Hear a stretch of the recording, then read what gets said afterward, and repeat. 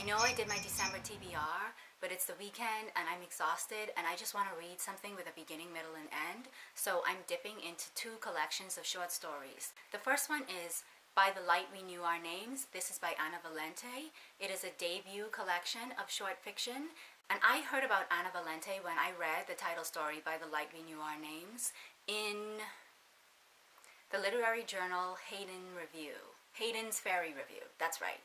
And I really loved it. So far, I've read about 5 short stories of the 13 in this collection.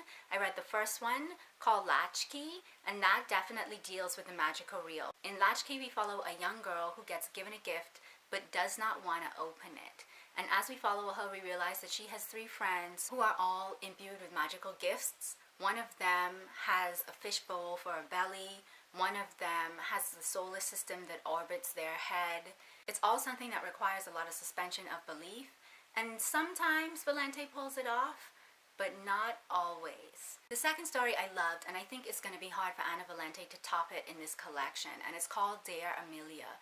It follows a group of girls during the time that Amelia Hart is flying her plane and they are rooting for her. But the girls also turn into bears, and we see how they join together in their isolation and in the fact that they aren't who they were, but they still have this abiding love and desperation to be like Amelia Hart. And it really did something for me in terms of putting me back in that place where as a teenager all these hormones were rushing through me and they seemed as unfamiliar as the hormones of another creature, and my desire to be great in the way of other women that I looked up to. She just did a wonderful story. I found it very poignant, extremely well written, and I think that it's a full-throated illustration of what this writer can do. In the title story By the Light We Knew Our Names, which I read initially a few years ago and then just read again about half an hour before sitting down to do this video, the reader follows a group of women who are leaving their towns and their husbands. Something about the tone or the tenor of this story reminded me of The Handmaid's Tale. A group of women live in a small town and silently understand that each of them is being abused in some way, shape, or form by their partners. And they gather together in the dead of night or the early hours of the morning to flee. But the thing that is so extraordinary about this story and that I love was the fact that it's told in the first person plural.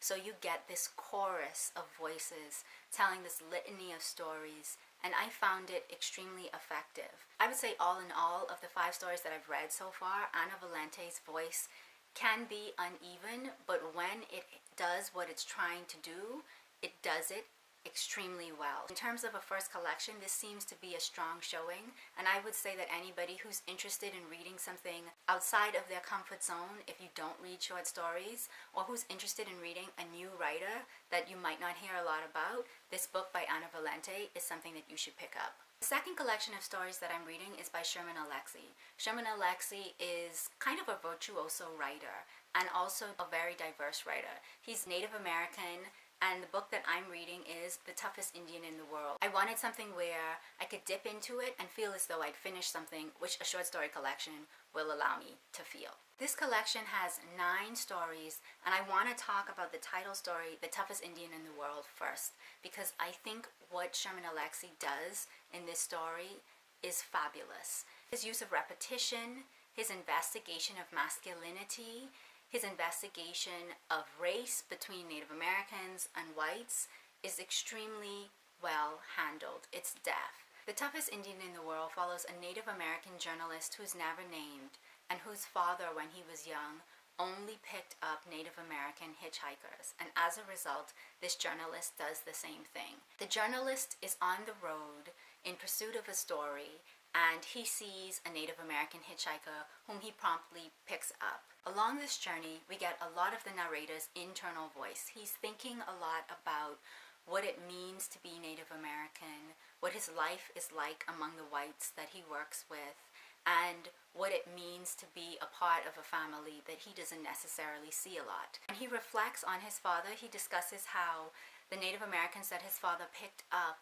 believed that the fish that had been overfished by whites in the area that they lived in was still there. And he said that though his father was sympathetic to these individuals, his father scoffed at their hope, which the narrator seems to have. Even though he has a clear understanding that the salmon has been overfished and is gone when he's young, he still hopes with the hitchhikers that his father picks up, and that hopefulness extends itself into him picking up his own hitchhikers.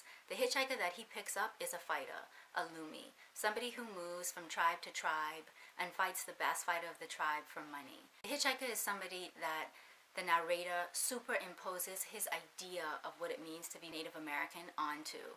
And this complication is extremely satisfying because one of the things that Sherman Alexie does isn't just implicate readers outside of the Native American culture into the tropes that they put on Native Americans. He implicates Native Americans into the tropes that they put on themselves or onto other Native Americans. So our narrator says to the fighter, "Man, you're a fighter that must be good. Back in the day when Native Americans ruled North America, you would have been a killer. You would have been respected." And the fighter kind of laughs, but in an ironic way, because that's not what he is at all. Ultimately, the reader sees the fighter and the narrator get into an intimate moment that the narrator isn't used to. And this is wonderful because Sherman Alexie adds another layer of complication to the expectation of what Native Americans are to each other, and what Native Americans are to outside cultures, and what Native Americans in this book are to themselves by introducing homosexuality. The journalist, the narrator, insists that he's not gay. And the fighter's like, "Sure, you aren't." And yet they have this moment where clearly, at least in the moment, they're both homosexual. And I think that it's a beautiful moment, not because it's written beautifully, but because it seems to be written realistically. There's no sentiment in the moment, but upon its end, our narrator is invigorated with some kind of internal peace and with some kind of internal resolution that he didn't have before. The ending is odd. Yeah, I would say odd is the right word. The narrator returns to this symbol of salmon and this symbol of hopefulness, but also this symbol of the demise of something when he runs out of his hotel room and he rips his shirt open. There's an element of magical realism in here, but it doesn't read to me like magical realism. It just reads to me as though Sherman Alexie is investigating the culture or belief that the narrator's tribe had and that the narrator has. Whether or not that belief is something that he's sensationalized, it's true to him, and as a result, it rang true to me as a reader. The story Class investigates a Native American man who claims to be from other cultures because he thinks, and in a certain sense is proved in the story, that by telling individuals that he is descendant of the Aztecs, he gets more booty, for lack of a better term. In all of the stories that I've read so far, I would say that this book, The Toughest Indian in the World, is a mixed bag. But what I also will say is the running theme throughout all of these stories appears to be this idea of implication. Who is implicated and who implicates themselves? Alexie holds a mirror up to the world for what has been done to or what has not been done on behalf of Native Americans. But more interestingly, Alexie holds a mirror up to Native Americans and asks Native Americans, "What are you doing?" Or shows Native Americans, "Here is what we've done, and here is what we're doing, and here is what we should do." I really enjoyed this. Another reason why I'm enjoying this collection is for the language. Alexie, as I said before, is a diverse writer. He has written screenplays, but he's also a poet. And so parts of the writing is just beautiful, extremely lyrical. So that's it. That's all. That's what I'm reading this weekend. Stay tuned for another video on books to buy for Christmas or books to buy for certain individuals. Keep reading, keep writing, keep reviewing. Bye now.